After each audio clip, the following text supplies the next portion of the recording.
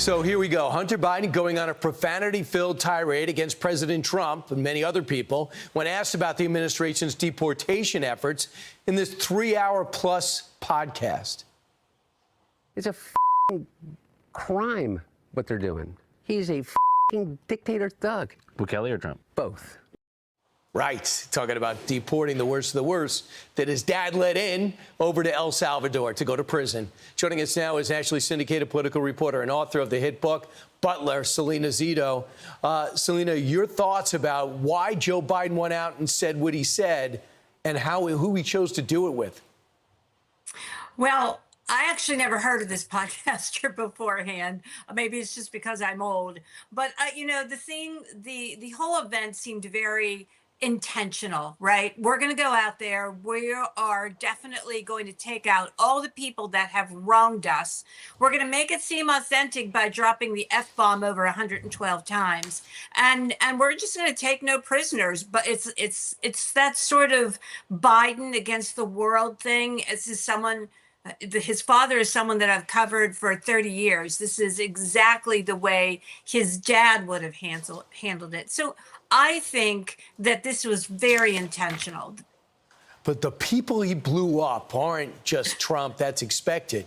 Blowing up Axelrod. He said the Pod Save America, they're second-class writers, junior writers still living off their days with Obama. And then James Carville hasn't won a race since the 1980s. And then David Axelrod wouldn't have a career if it wasn't for Barack Obama. That was all him.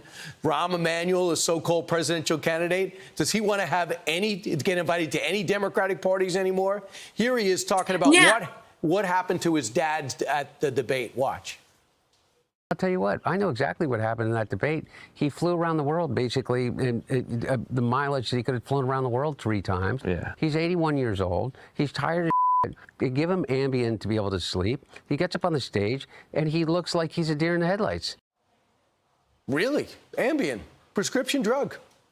Yeah. For the guy who's supposed to answer the 3 a.m. phone call, it's bewildering, right? I can't imagine a doctor prescribing that to a president, and I can't imagine that this has been a secret.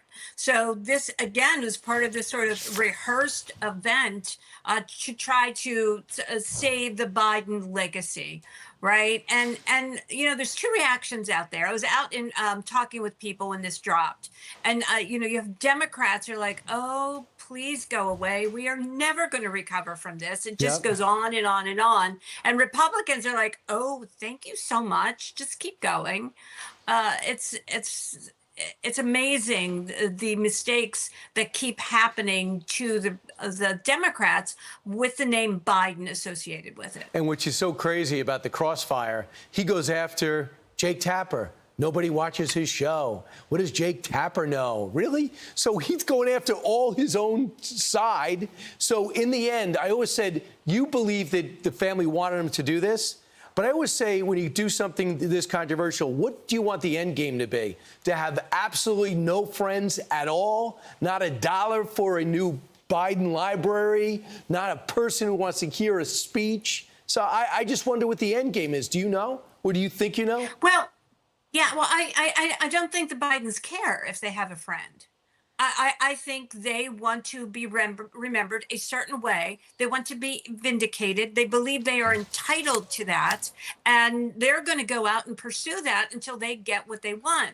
Unfortunately, they're completely unself-aware of the damage not only they are doing to the family, but they're also doing it to their party. And most presidents want a legacy to be that they've made their party better, stronger, bigger. What they're doing is shrinking it even more. I hear you. Salena, congratulations on the success of Butler. Everyone should go out and grab it. Salena Zito, thanks so much. I'm Steve Doocy. I'm Brian Kilmeade. And I'm Ainsley Earhart. And click here to subscribe to the Fox News YouTube page to catch our hottest interviews and most compelling analysis.